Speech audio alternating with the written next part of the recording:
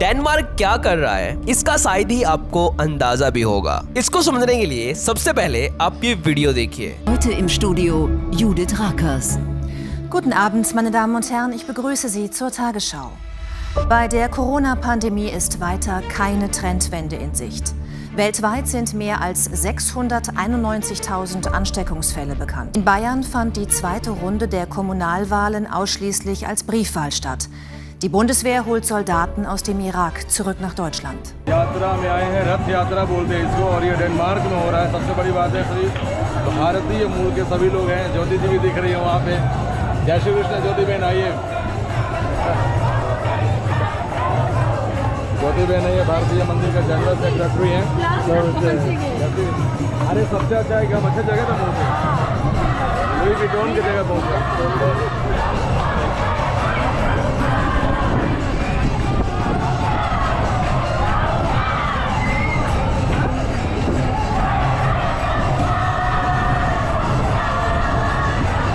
ये वीडियो है Germany media की, जहां पर एक फीमेल जर्मन एंकर ये बता रही हैं कि कैसे एक तरफ डेनमार्क इस्लाम के लिए शक्ति दिखा रहा है और दूसरी तरफ डेनमार्क गवर्नमेंट भगवान श्री जगन्नाथ की रथ यात्रा को अलाउ कर रही है। और आगे ये जर्मन पत्रकार कह रही है कि डेनिश गवर्नमेंट ने हाल ही में बड़े पैमाने पर इस्लामीजेशन को रोकने के लिए सार्वजनिक रूप से दी जाने वाली इस्लामिक प्रेयर्स यानी कि अजान पर नेशन वाइड बैन लगाया है। साथ में ही डेनमार्क ने पब्लिक प्लेसेस में बुर्का बैन किया है और मुस्लिम इमाम के कट्टर लॉ और मॉस्क्यू की फंडिंग पर भी बैन लगाया है। Denmark is preparing to ban the broadcasting of the Islamic call to prayer from the public square after the country's immigration minister claimed parts of the European nation are beginning to sound like a suburb of Islamabad.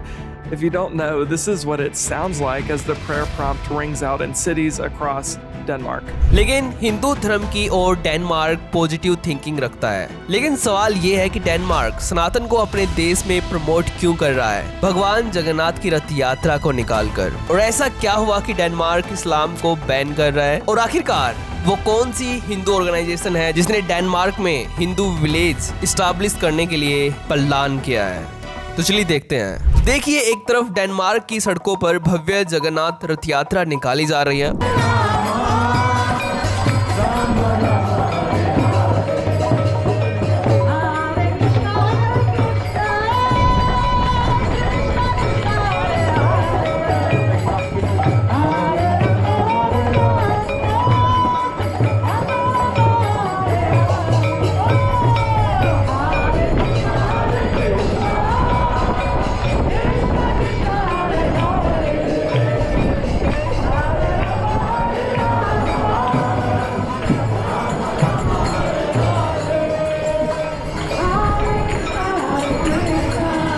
और दूसरी तरफ ये देश अपनी national security को लेकर बेहद ही सख्त कदम भी उठा रहा है। लेकिन क्या है इन दोनों घटनाओं का सीधा संबंध? तो हाल ही में सोशल मीडिया पर एक वीडियो तेजी से वायरल हो रही है। वीडियो में डेनमार्क की सड़कों पर भगवान जगन्नाथ की रथ यात्रा, साथ में बलभद्र और सुभद्रा की भव्य रथ यात्रा दिखाई देती है। रंग भरिंगे पारंपरिक वस्त्र, भजन कीर्तन, ढोल नगाड़े और डेनिश लोगों की भागीदारी ने इस यात्रा को बेहद ही अट्रैक्टिव बना दिया है। केवल भारतीय मूल के लोग नहीं बल्कि हजारों डेनिश नागरिक और विदेशी भी इस सांस्कृतिक उत्सव में शामिल होते दिखाई देते हैं। ये दिखाता है कि डेनमार्क जैसे देश में हिंदू धर्म के धार्मिक और सांस्कृतिक कार्यक्रमों को कानून के दायरे में रहकर आयोजित करने की अनुमति मिल चुकी है। लेकिन इसी दौरान दूसरी खबर भी चर्चा में रही है। डेनमार्क ने पिछले कुछ वर्षों में इस्लाम के खिलाफ कार्रवाई की है, जिन्हें सुरक्षा एजेंसियों ने एक्सट्रीमिज्म, हिंसक, कट्टरपंथ या राष्ट्रीय सुरक्षा के लिए खतरा माना है। ऐसे मामलों में बहुत सारे मुस्लिम्स की रेजिडेंसी रद्द कर दी गई है, बहुत सारों को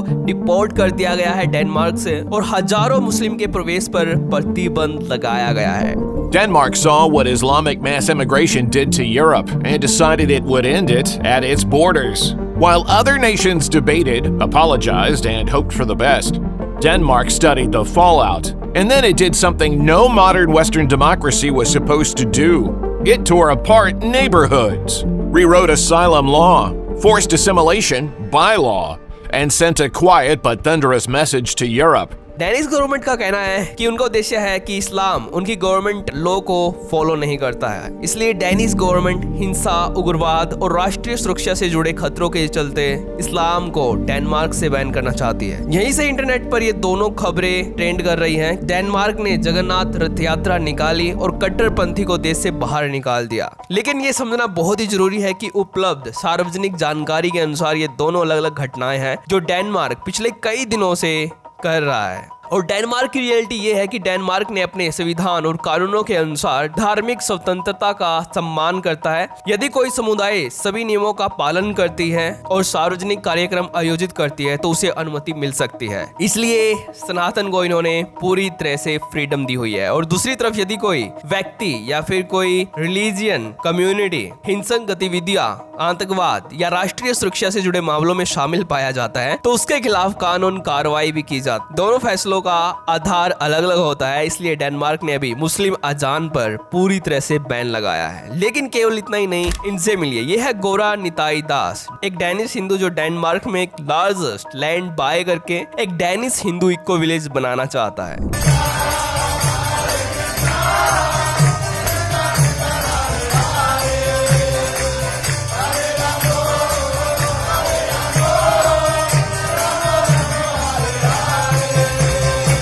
Hare Krishna, Krishna Krishna, Hare Hare, Hare Rama, Rama Rama, Hare Hare.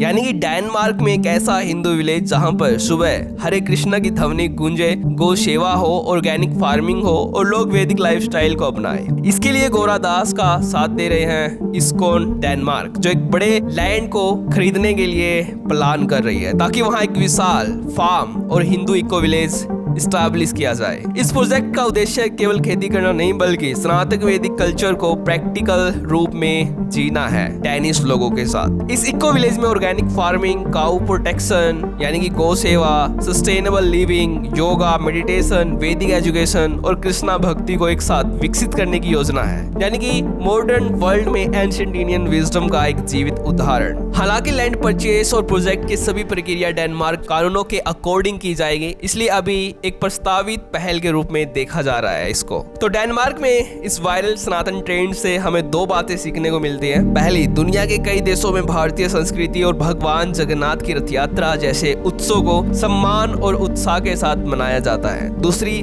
तरफ डेनमार्क अपनी सुरक्षा संबंधी कार्रवाई करने के लिए इस्लाम को बैन कर रहा है। आपकी इस पूरे मामले में क्या राय है, इसके बारे में आप हमें कमेंट करके भी बता सकते हैं। अगर आपको ये वीडियो पसंद आई हो तो इसको लाइक करना और इसको शेयर भी कर सकते हो अपने दोस्तों के साथ। और अगर आपको हमारा काम पसंद आता है तो इस चैनल को भी सब्सक्राइब कर लेना। तो आज की इस वीडियो में इतना ही। तो थैंक्स फॉर वॉचिंग।